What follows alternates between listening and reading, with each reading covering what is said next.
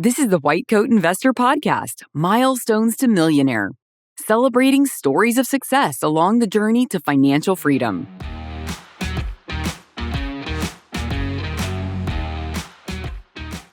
This is Milestones to Millionaire podcast number 233. Dual dot couple pays off $500,000 in loans while one of them stays at home. Mortar Group is a premier real estate investment firm focused on multifamily properties in both ground-up and value-add projects in the competitive markets of New York City since the early 2000s. With over $300 million in assets under management and over 30 investments since inception, their fully integrated firm model allows Mortar to maximize efficiency and value across their investments in these niche markets. Mortar leverages over 2 decades of experience in architecture, development, and asset management in their projects to build value and minimize risk for investors. Invest in tax-efficient, high-return, risk-adjusted strategies with Mortar Group at whitecoatinvestor.com/mortar. All right, don't forget, all of you out there in White Coat Investor land, if you're looking for a little bit of extra money for not much more work or commitment, you might be able to be paid pretty darn well for giving your opinion on surveys. People want your opinion. It's valuable. And they will pay you for it. If you go to whitecoatinvestor.com/surveys, you will see a whole bunch of companies that you can sign up with that will send you surveys from time to time. Now, they usually have a few screen out questions, and only some of them pay you if you get screened out of the survey. But assuming you're who they're actually looking for, they will pay you substantially to share your opinion. One of our columnists has even made $30,000 in a year. You know, that's another month or two of income for most doctors taking these surveys. So check that out. All right, this is the Milestones to Millionaire podcast. We celebrate your stories and use them to inspire others to do the same. You can sign up to come on the podcast, whitecoatinvestor.com/milestones. All right, we got a great interview today. Like we had a month ago, this is another repeat offender, someone who's been on the podcast before. And I like doing these because I love illustrating the progression that you guys are making out there in White Coat Investor land as you go through your financial careers in parallel with your, medical or other careers. Stick around after this interview. We're going to talk for a little bit about the concept of geographic arbitrage or geo arbitrage. We have another repeat offender on our Milestones to Millionaire podcast. Shane, welcome back to the podcast. Jim, it's great to be with you. I appreciate you having me back on. Glad there's not another repeat offender. Yeah, well, we occasionally do have people who come on for another milestone, and we love to do that because we love to see the progress all the White Coat investors are making out there in their financial lives. For those keeping score at home, the last podcast Shane was on was number 89, and the milestone we celebrated was him paying off his student loans. Here we are now, 144 episodes later. That's almost 3 years worth of episodes later, celebrating your next milestone. Tell us what you've accomplished. Well, I had so much fun paying off the first student loan, which was mine. I decided to do it all over again and paid off my wife's student loan. And I think I mentioned it back then, as she's also a doctor, but it was very important that she stay home with our children and be a stay-at-home mom. And so we transitioned to that, and she still had a student loan and was not eligible for PSLF anymore. So I said, well, let's just pay that one off too. And that one was $254,335 and a penny. And a penny. The penny is the important part, for Very sure. important. Okay, Inflation. but that's not all. You guys have also hit a net worth milestone recently. Tell us about that. We did. We definitely crossed the $1 million net worth mark, which is still pretty surreal to say. I never envisioned that we would be millionaires this early in our career, but I guess paying off $500,000 of student loans is a pretty decent return on investment and definitely help you get there. Yeah, pretty cool. Okay, well, give us the scoop. How far are you each out of training? What part of the country are you in? What kind of income we've been looking at since you got out of training? Yeah, certainly. So we finished training. I did in 2018 and my wife did in 2019. And she ended up going to fellowship down here in Phoenix, which is where we still live. Very hot this time of year, but beautiful otherwise. And so she transitioned into that role in mid-20 to end of 2020. And I kept working. I'm a pediatric hospitalist. And so my income is kind of in the mid-range for pediatricians in the mid-200s per year. And so I think last time I had mentioned that I had the worst timing in the history of refinancing anything, because I refinanced my student loan back when we were both working 3 days before the CARES Act, and then they all went to zero. So I was kind of stuck with that. We ended up working out, and I got mine paid off when we talked about it last time. And then my wife was ineligible for any of the other programs. And so he said, we're just going to pay off hers too, but to ensure that we had that financial freedom and those things moving forward. And so that's when we started just kept on the march, so to speak. It was pretty easy to transition. Let's talk about the decision for one of you to be a stay-at-home parent. Tell us when that came, what you weighed as you made that decision, the financial ramifications. Let's talk about that. Absolutely. It's not a decision we made lightly. And I think that a lot of our training was, as I'm sure you appreciate, you're kind of on the hamster wheel and you're always thinking about the next thing. You're always trying to finish. You go to undergrad and then you go to med school and then you go to residency. And it's always like trying to climb the mountain and move on to the next thing. And then once you kind of get past that, you start sitting down and you're older and you think about what's important to you in life. And it's kind of remembering your why and remembering why you want to do things like this, like pay off a student loan. And so for us, our oldest daughter has some special needs. She has Williams syndrome. And so she's dear, special to our heart. And my wife was really tired of missing things that was happening in her life as far as some of her medical problems and some of her schooling needs. And so she said, that's the most important thing to me, is to be a mom, to take care of her and our other kids. And now we have 3 with number 4 on the way next month. And she has not looked back at all. It's been very fulfilling to her. And fortunately, we're in a profession where my income supports the whole family. You don't need 2 people to work. And I know that's not the reality for a lot of people, but we were very blessed and fortunate to be able to make that decision. And it's been the best one for our family. So how far after she completed her training did you guys make that decision? She had just finished the first year of her fellowship in maternal fetal medicine when that decision came down. And so that was about 5 years after graduation from medical school. And her career plans, does she plan to go back and practice at some point, use the degree in some function, or is she content to be a stay-at-home parent at this point? She's very content and she is amazing at it. I mean, she's obviously the best wife and the best stay-at-home mom I could have ever asked for. And so I definitely support her in that. And I think that is her primary vocation. I can imagine sometime in the future when the kids are grown, she'll end up probably going back and practicing a little bit because she still does enjoy medicine, but definitely in a reduced capacity. And she's glad to be in her primary vocation now. And you never know, right? When Katie, started her next career, and now she's a politician, right? She was elected to the school board. So you never know what the next chapter in your life is going to look like. Okay, well, let's talk about, yeah, exactly. I hear the job description. I'm like, that sounds like the worst job ever, Katie, but she loves it and she's making a difference and she's very good at it. Yeah, good for her. Good for you guys. At any rate, let's talk about the financial journey here. I mean, you guys have not been out of training that long to be millionaires. You've only been out 7 years. It took us 7 years to become millionaires, and we did not start anywhere near the student loan debt that you guys have. So tell us how you did it. One step at a time. I calculate if I just look at your income here, mid 200s ish. The amount of money you've made over the last, 7 years is less than 2 million. And you've got $1 million of it left. This is remarkable. So tell us how you did this. One bite at a time, one step at a time. It's the med school adage about drinking from the fire hose was definitely applicable, like we were talking about. You definitely take it one step at a time. And so I decided, last time we visited, I ended up working a lot of extra jobs, locum wise, to supplement the income. And we've always had a savings rate of about probably 25 to 30%. And so we always maxed out our deferred retirement accounts while she had one. And then for me, and we ended up maxing the 457 and then the Roth IRAs and the HSA. And then everything on top of that kind of went to the student loan. And I ended up having to work some extra jobs to make sure those payments were still being made on the timeline that we had established. And so it did require some extra work. And that was kind of part of the journey. And as I sat back and I reflected on the day that we made the last payment, I remember exactly where I was sitting as far as when the journey started. I had just graduated residency. We were still in Illinois. And when you work for the university up there, they pay you monthly.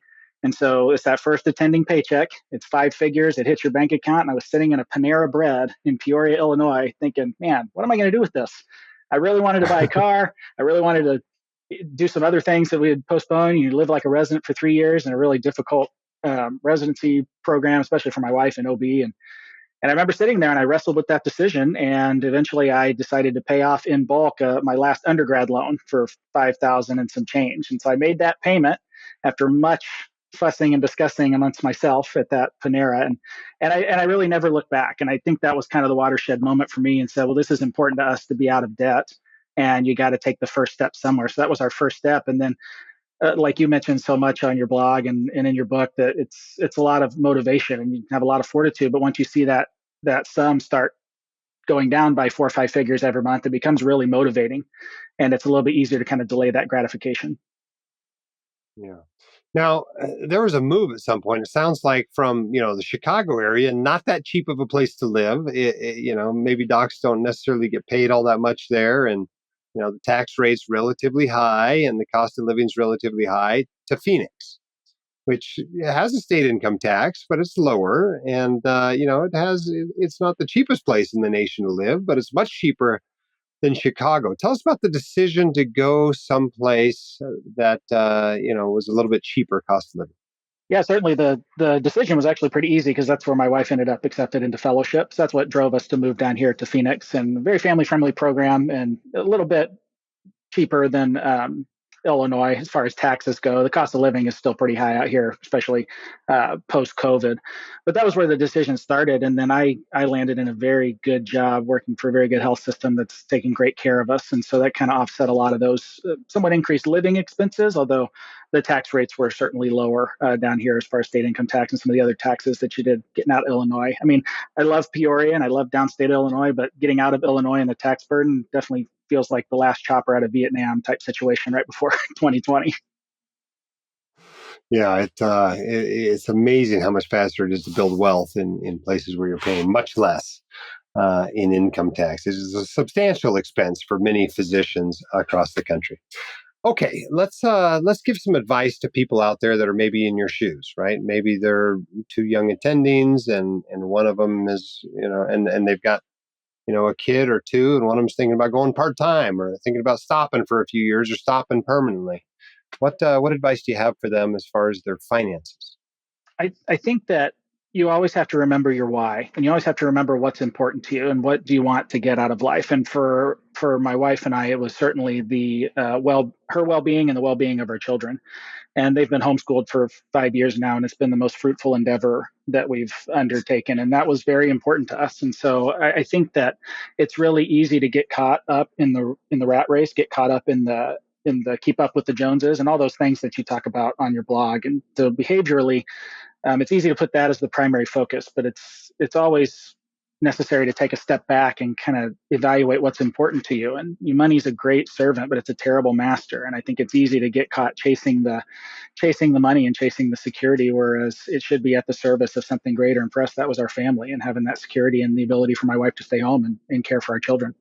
And so So you'd encourage other people to figure out their why and prioritize what's most important to them. I would, and I think that's probably the most important. And like you make a written investing plan, you make a written financial plan, and you try to stick to it. I mean, you definitely should have a personal statement for your family. You should have a statement of goals or a mission statement for your family and what's important to you, and then you should put your resources at the service of that. And that would be the advice I would have for anybody young attending starting out.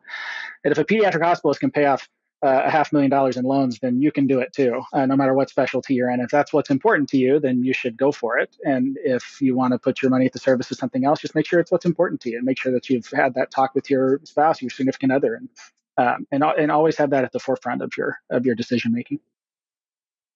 Now, you guys have freed up a substantial percentage of your income that was going to lenders. What are you doing with it? That's a great question. Haven't quite figured it out yet. I think that I would like to kind of lubricate the lifestyle just a little bit. And I've been driving a 2012 Nissan Versa for the past 13 years. I may upgrade that a little bit, and we may take a couple trips now that it's paid off. But then I think we're going to get back to really trying to reach that financial independence, because I love practicing medicine. It's what I envision doing for a long time, but I would like to practice it on my terms into the future and not have that commitment long term. We feel like you have to do certain things, the pressure to pay off student loans or to maintain a certain lifestyle. So I think keeping investing and maybe dabble a little bit in real estate, and I think that's kind of the next steps for us. But like you said, you never know what comes next. I don't think I'll be in politics though. Very cool. Well, I'll tell you what, I do enjoy part-time medicine. It's everything I like about medicine and a whole lot less of the stuff I don't like. So I definitely encourage that sort of thing. But okay, well, let's celebrate this with you. I mean, you have accomplished something that is really profound. We're always getting asked by people, get more pediatricians on. We want more lower income docs on. And here we go. Here Lower you are. income doc paid off a gob ton of student loans, right? And became a millionaire just as quickly as I did as an emergency doc who didn't have student loans. So congratulations to both of you, and thank you for being so willing to come on the podcast and share your story with the community. You bet. It's a pleasure to be with you. I appreciate you letting me tell our story. All right. I hope you enjoyed that interview as much as I did. I love having repeat clients, customers, visitors, guests, offenders, whatever you want to call them on the podcast because it's fun. Because I often do ask, hey, what's your next financial goal? And then actually getting to hear about them accomplishing it a year and a half, 2 years, 3 years later is pretty awesome. So congratulations to all of you out there, whether you've been on the podcast or not, that are accomplishing financial goals and working toward them. It's a one-player game, right? It's you against your goals. You're not competing with the person on the podcast, right? You're not competing with your partners at work. You're not, competing with anybody else. It's just you and your goals, single-player game. But it's nice to celebrate it with some other people in the community from time to time. Okay, I promised you at the top of the podcast, we're going to talk about this concept that we alluded to in the interview, geographic arbitrage, right? And I think this is really powerful. I have seen this work very, very well in the lives of many white coat investors. Okay, it just costs a lot of money to live someplace like the San Francisco Bay Area, to live someplace like Manhattan, to live someplace like Washington, D.C. And as the price of housing in particular goes up all over the country, more and more and more areas are becoming high cost of living areas and very high cost of living areas. Well, that isn't everywhere in the country. There are places in this country where housing is not that expensive. And you go there and look at, a big fat multi-thousand square foot, doctor home on multiple acres, and you're amazed how cheap it is. You come from California to Nevada or wherever, and you're like, wow, it's only $600,000. I'll take two, because that house was 2.5 or $4 million in the Bay Area. So you realize that with housing, your money goes a lot further. Well, that's not all, right? There are other expenses as well, because everybody else living in the Bay Area has also got high expenses. They have to charge a lot for their services. You find when you go to, the Midwest or Texas or the South or whatever, you find out that everything is cheaper, right? Your childcare is cheaper. Your groceries are cheaper. Your, people that come work on your house are cheaper. And it's amazing. But you know what's amazing about those places? Medicine pays the same or better. Sometimes it pays better. You go to a small town or medium-sized town, and they are thrilled to have you. They're spending $50,000 or $80,000 just to recruit you to come to that town. So they might give you a big fat signing bonus in addition to this lower cost of living. Plus, you got to realize the tax burden is not the same in every state in this country, right? You're going to pay more in income tax in some places than others. Now, I live in a relatively medium, moderate kind of income tax state. I think we're at 4.65 or 4.75 or something, but it's a relatively flat tax. It's not a progressive system in Utah. It's kind of in the middle. There are 7 states that don't charge income taxes at all, right? You want to go to Texas or Florida or Alaska or Nevada or Wyoming, or I know I'm forgetting a few, and that's okay. You guys know what they are if you live there.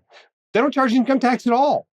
And there's lots of places that charge much less than New York or, California or some of these, for lack of a better term, typically blue states that have relatively high tax burdens. Now, sometimes you get more for those taxes and sometimes you don't. Sometimes it's just kind of a sunshine tax you get because the weather there is nice. Well, the weather is not that bad in other places and sometimes just as nice.